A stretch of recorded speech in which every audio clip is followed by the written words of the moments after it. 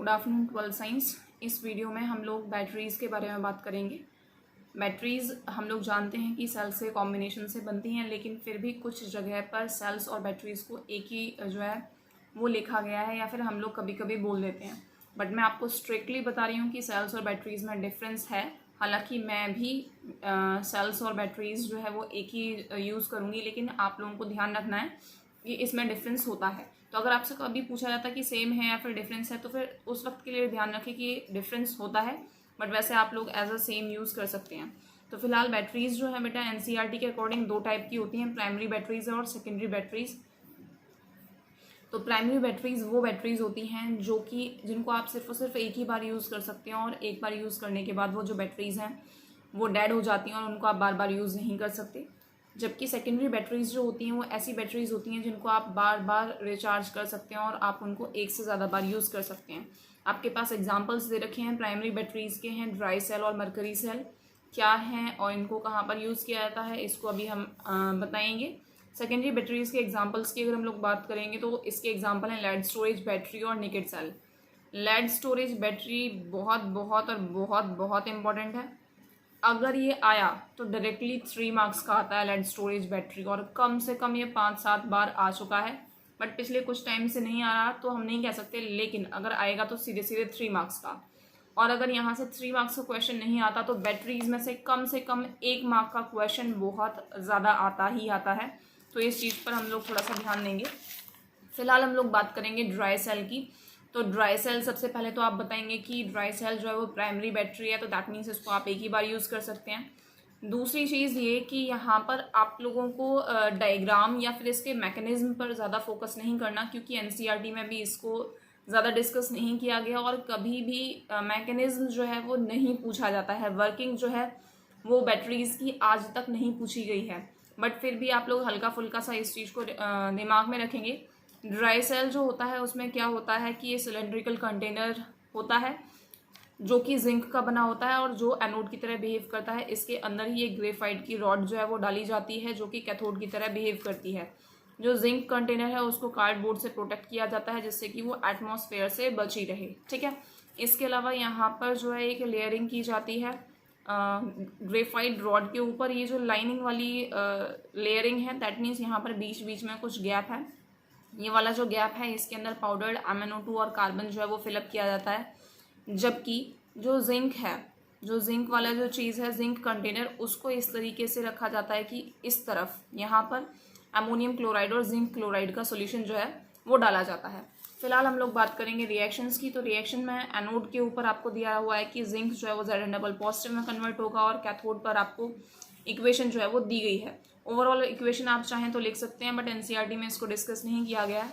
तो कुछ खास चीज़ें जो आपको ध्यान रखनी है, बैटरीज में यूजेस आपको सभी के पता होने चाहिए, क्योंकि हर साल लगभग हर साल जो है 1 नंबर में यूज़ ज़रूर पूछा जाता है और बच्चे अक्सर इसको कि 1 नंबर का ही तो है करके छोड़ जाते हैं। तो आप लोग ऐसी गलती ना करें। तो जो ड्राई सेल्स जो होती हैं उनको ट्रांजिस्टर और क्लॉक्स में जो है यूज़ किया जाता है। यहाँ पर जो एमोनिया बनता है वो एमोनिया जो है वो गैस की तरह लिबरेट नहीं होता, वो तुरंत की तुरंत जिंक और क्लोरीन के आयंस के साथ में रिएक्ट करता है और कॉम्प्लेक्स सॉल्ट बनाता है। अगर कॉम्प्लेक्स सॉल्ट नहीं बन पाया और अमोनिया ने निकलने की कोशिश की तो जो सेल है वो प्रॉपर वर्क जो है वो नहीं करती है। इसको हम एक क्वेश्चन आएगा उसमें हम और आगे डिस्कस करेंगे। दूसरी चीज़ ये कि जो ड्राई सेल जो होती है उसका लाइफ टाइम जो है वो ज़्यादा लंबा नहीं होता है, क्योंकि इसके अंदर NH4Cl होता है जो कि जिंक को कोरोड कर देता है। इसलिए अगर जो है आपकी सेल या बैटरी यूज़ में नहीं है उसके बावजूद भी जो है ये ख़राब हो जाती है इसका, इसलिए लाइफ टाइम जो होता है वो कम होता है। अब हम लोग बात करेंगे मरकरी सेल की। तो मरकरी सेल ये भी क्वेश्चन 1 नंबर में पूछा जा चुका है। तो यूजेस बहुत ज़्यादा पूछे जा चुके हैं कि हियरिंग एड्स और वॉचेस में कौन सा सेल यूज़ किया जाता है, तो इसका आंसर है मरकरी सेल। और बच्चे क्लॉक और वॉचेस में कंफ्यूज हो जाते हैं, तो इसलिए कंफ्यूज बिल्कुल नहीं होना है, ठीक है। यहाँ पर अगर हम लोग बात करेंगे तो मरकरी सेल में कार्बन जो है वो एज अ कैथोड बिहेव करता है, जबकि जिंक जो है वो एज अ एनोड बिहेव करता है। कुछ बुक्स जो है बेटा जिंक अमेलगम भी दे देती हैं, तो अगर आप सिर्फ जिंक लिखते हैं तो भी सही है और जिंक अमेलगम लिखते हैं तो भी सही है। और यहाँ पर जो है HgO और KOH का पेस्ट जो है वो भरा जाता है। फिलहाल यहाँ पर आपको एनोड और कैथोड पर जो है रिएक्शंस दे रखी है और इसके बाद ओवरऑल रिएक्शन जो है वो दे रखी है। यहाँ पर अगर हम लोग बात करेंगे ओवरऑल रिएक्शन की, तो ओवरऑल रिएक्शन में कोई भी आयन जो है वो नहीं बचता है, इसलिए इस सेल के द्वारा जो ईएमएफ या जो हम कहेंगे सेल पोटेंशियल जो हमें मिलता है, जिसकी वैल्यू जो है वो 1.35 होती है, वो लाइफ टाइम जो है, जो भी इसका लाइफ टाइम होगा उस दौरान ये चीज़ कांस्टेंट रहती है, क्योंकि कोई भी आयन ही नहीं है तो फिर उसकी कंसंट्रेशन चेंज नहीं होगी, और कंसंट्रेशन चेंज नहीं होगी तो फिर उसके सेल पोटेंशियल पर कोई डिफरेंस नहीं आएगा। फिलहाल हम लोग बात करेंगे लेड स्टोरेज बैटरीज की। तो लेड स्टोरेज बैटरी की अगर हम लोग बात करेंगे तो ये एक सेकेंडरी बैटरी है, तो दैट मीन्स आप इसको बार बार जो है रीयूज़ कर सकते हैं। इसको सबसे ज़्यादा जो है इसका यूजेस की बात करेंगे तो इसको ऑटोमोबाइल्स और इन्वर्टर्स में यूज़ किया जाता है। अगर हम बात करें लेड स्टोरेज बैटरी की, तो लेड स्टोरेज बैटरी में लेड जो है एज एनोड बिहेव करता है, जबकि PbO2 जो है वो एज अ कैथोड बिहेव करता है। इसमें H2SO4 जो कि 38% सॉल्यूशन ऑफ H2SO4 है, उसको इलेक्ट्रोलाइट की तरह बिहेव वो करता है।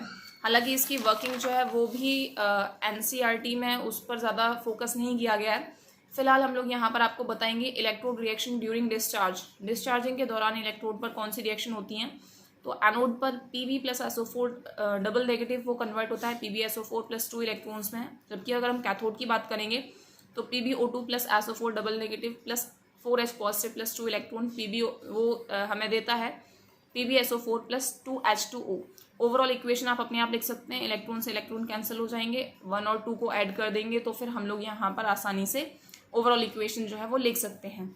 लेकिन क्योंकि हम लोगों ने आपसे कहा कि लेड स्टोरेज बैटरी जो है वो उसको रीयूज़ किया जा सकता है, दैट मीन्स क्या कि एक बार आपने उसको मतलब उसके अंदर जो भी चार्ज है देन वो यूज़ होगी, दैट मीन डिस्चार्ज हो जाएगी। उसके बाद अगर आपको उससे वर्क लेना है तो आपको क्या करना पड़ेगा, उसको चार्ज करना पड़ेगा, और चार्जिंग के दौरान जो बैटरी की रिएक्शंस होती हैं वो उल्टी हो जाती हैं, रिवर्स हो जाती हैं। एनोड देखिए ध्यान से, यहाँ पर एनोड पर क्या हो रहा था, PbSO4 जो है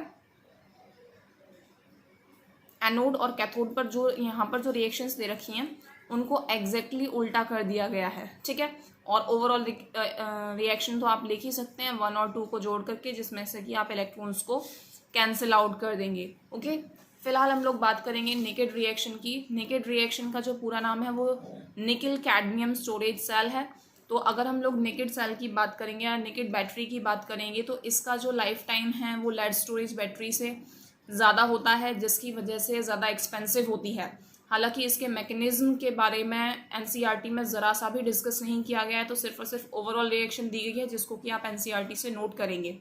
नेकेड सेल के बारे में अगर फिर भी आपसे पूछा जाता है तो फिर आप सिर्फ और सिर्फ ये बताएंगे कि हाँ भी सेकेंडरी सेल है और लेड स्टोरेज बैटरी से इसका लाइफ टाइम जो है वो ज़्यादा है। आप लोग चाहें तो अपनी जानकारी के लिए इस चीज़ को नोट कर सकते हैं कि नेकेड सेल में कैडमियम जो है वो एज अ एनोड बिहेव करता है और निकल 4 ऑक्साइड जो है वो एज अ कैथोड बिहेव करता है।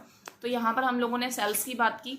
हालांकि कुछ लोग जो है फ्यूल सेल्स जो होती हैं उनको भी बैटरीज के अंतर्गत ही रखते हैं, लेकिन उसको वो थर्ड पार्ट की तरह क्लासीफाई करते हैं। दैट मीन्स फर्स्ट पार्ट जो है वो क्लासीफाई करेंगे primary cells, then secondary cells, then fuel cells. But क्योंकि NCERT में फ्यूल सेल्स को टॉपिक अलग से दिया गया है, इसलिए हम लोग उसको अलग से ही टॉपिक की तरह कंसिडर करेंगे और आगे आने वाले वीडियो में उसको डिस्कस करेंगे। Thank you.